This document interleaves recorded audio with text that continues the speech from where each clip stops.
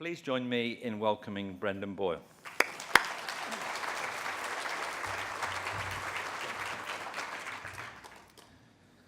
Tēnā koutou katoa. Good morning, everyone. Thank you very much, Paul. It gives me a lot of pleasure this morning to welcome the Honourable Tolley, New Zealand's Minister of Social Development, to address the conference. As a former Minister of Education and then Police and Corrections, she's followed closely the development of the Children's Action Plan and the Vulnerable Children Act. She brings her knowledge and experience across the social, justice, health and education sectors to her work on the Children's Action Plan. It's been several months now since Minister Tolley took on the portfolio for social development, and in that time I have come to know and see her as a passionate advocate for vulnerable children and the role that everyone who works with children has to play in their care and protection.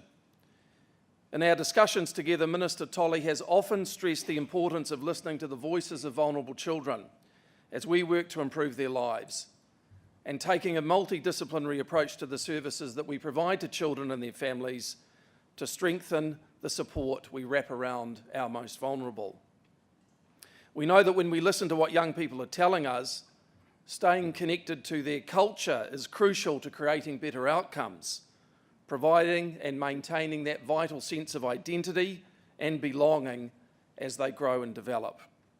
And here in New Zealand, we've learnt that by working together with whānau, hapu and iwi, providing them with the tools they need to allow them to support their vulnerable, can make all the difference to giving these children the same chance as any other Kiwi kid. Please join with me in welcoming the Honourable Tolley.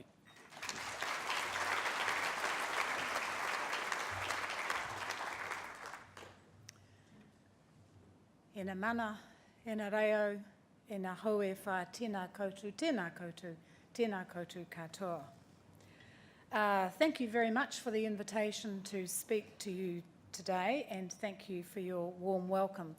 And I'm especially pleased to be addressing your conference here in Auckland, as it's the first time in 9 years that the conference has been hosted by New Zealand. This conference is all about children and young people and what we can do to improve their safety and well-being. Protecting our vulnerable children is one of this government's top priorities, and I believe it will be the most important work I will do as a minister. And as Brendan has said, I've been a Minister of Education, Minister of Police, Minister of Corrections, and I have supported the former Minister, Paula Bennett, as she developed the Children's Action Plan and then the passing of the Vulnerable Children's Act. As you well know, the needs of vulnerable children are complex, and as much as I wish, and I'm sure you wish it was, supporting vulnerable children is not something that we can sort out overnight. If there was a silver bullet, it would have been found by now. This government's comprehensive plan is a complete reworking of how we approach child protection in this country. It's pleasing to have so many people here today from such a wide range of agencies, government, non-government, iwi, professional and community members, and academics, all with a shared interest in how we can do better for our children.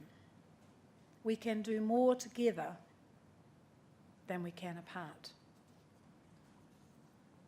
In New Zealand, the Ministry of Social Development administers over $23 billion of government expenditure and provides services and assistance to more than 1 million New Zealanders and over 100,000 families.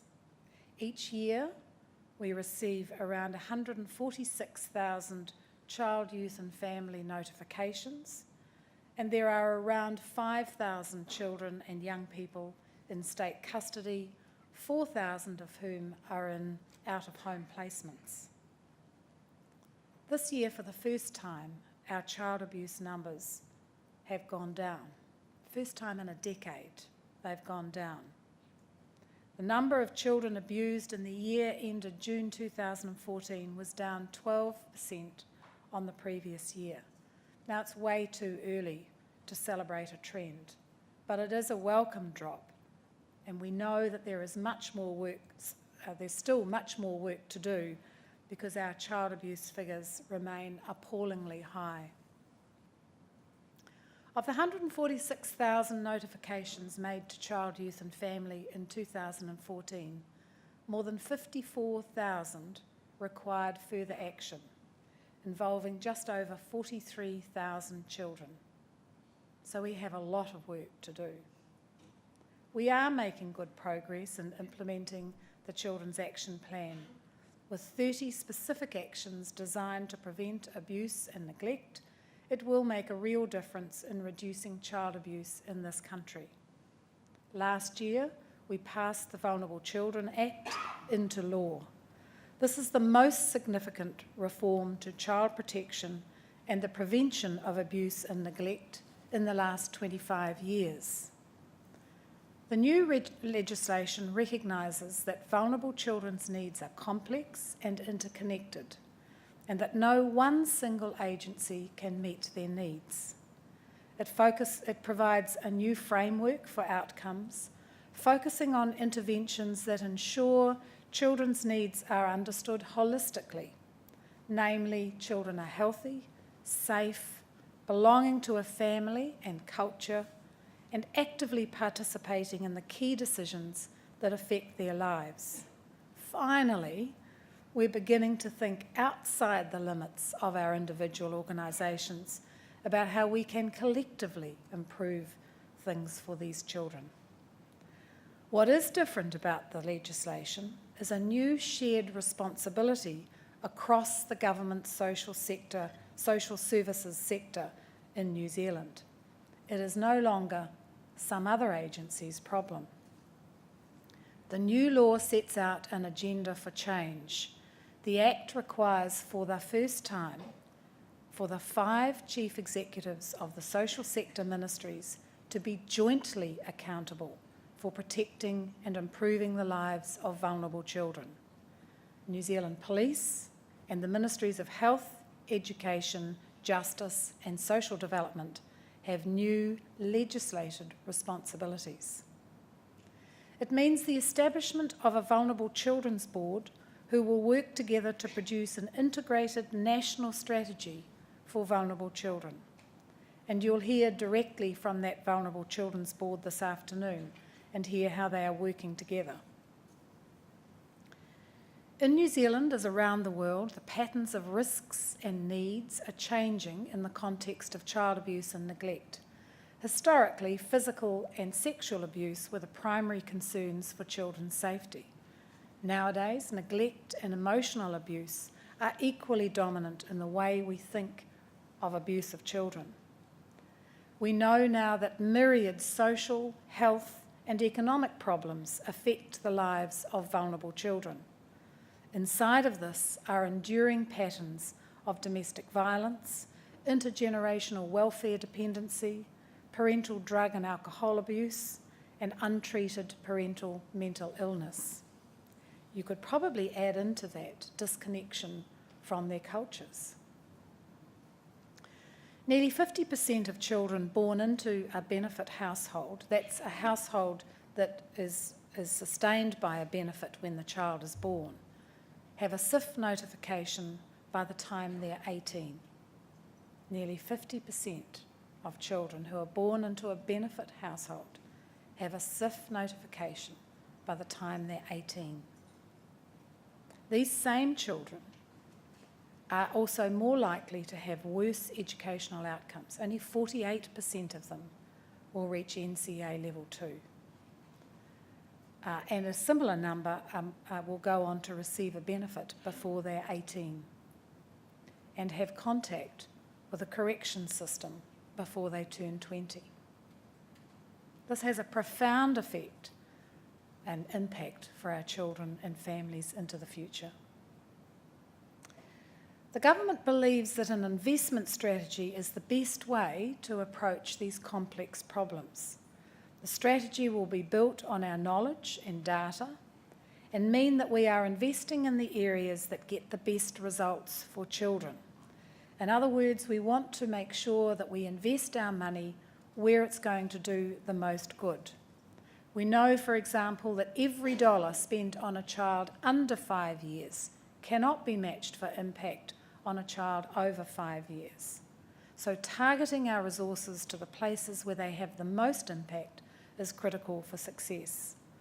To be effective with this investment approach, we must work across agencies, coordinating and sharing our resources and our knowledge to target our services to the place where good evidence shows they will have the most effect. We have to better coordinate, better target, and better integrate our services and our practice. There is no room in this future for agencies that can't or won't collaborate or work together. All vulnerable children need help, and their families will need support. But they don't all need the legal intervention and intensive attention of the state. They need help that comes from a connected community of government agency and NGO professionals, from iwi, hapu, family and whānau, and concerned individuals. It isn't easy or simple, and more money is not the answer. In fact, so many community leaders that I've dealt with over my years in politics have said to me, and in fact just yesterday one said to me, we don't need more money. There's lots of money going into our community. We just need to spend it more effectively so that we're getting results for our community.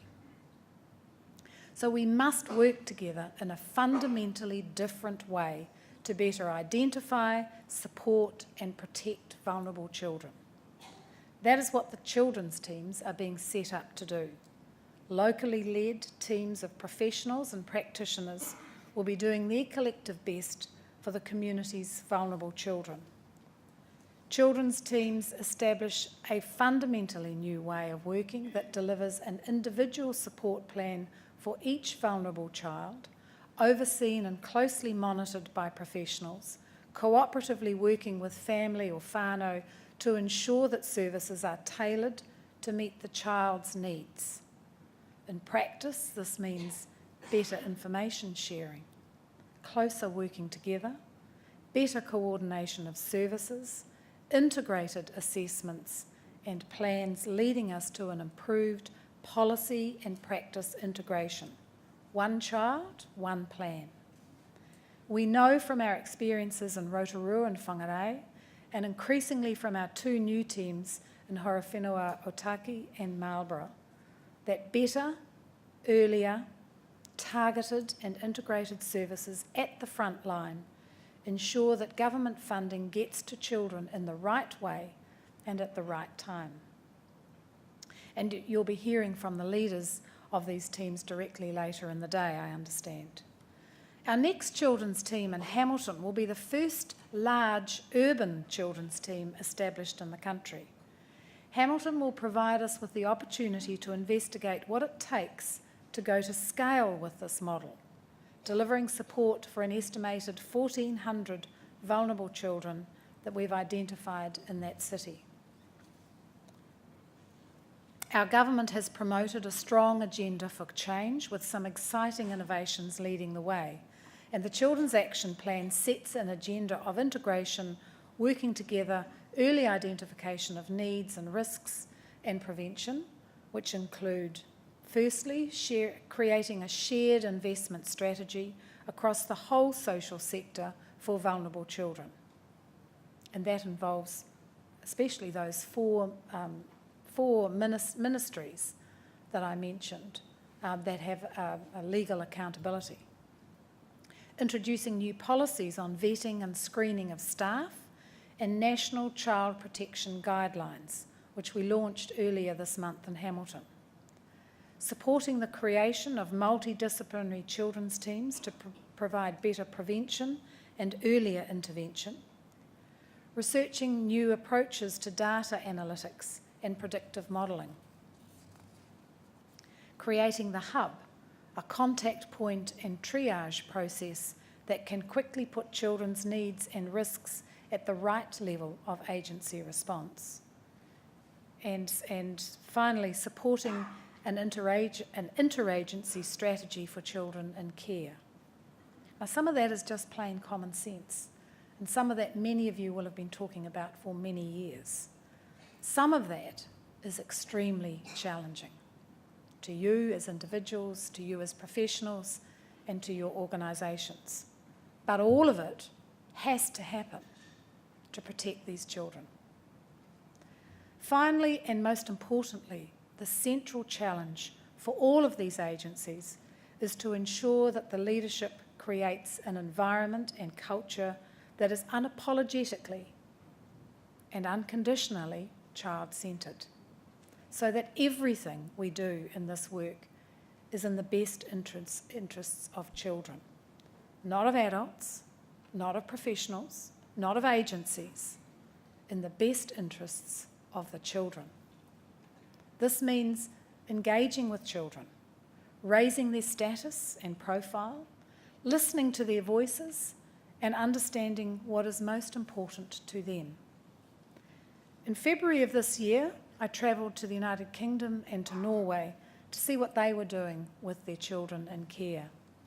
I saw some really interesting things. I was especially interested in Norway to see that they have legislated to ensure that the voice of the child is involved in their own protection. From age 7, a child has to be involved in developing the plan for their care. And I think, and in Scotland, of course, and we have speakers from Scotland, from Who Cares Scotland, who are an organisation that's very focused on children in care, on their voices, on their identity, and on their futures. And I think that New Zealand can learn from them. We must listen to children and make them the centre of everything we do. Family and whānau are important. Their good health and strength is critical for every child.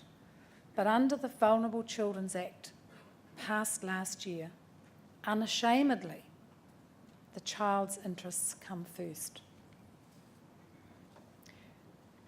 If we all stay focused on the work which will get the best possible results for vulnerable children, make the most effective use of the resources that we all manage, if we respect and embrace the place of culture in their lives, and invest collectively across the whole sector, I am confident, I am absolutely confident, that together we can turn around the lives of children and young people at risk of abuse and neglect.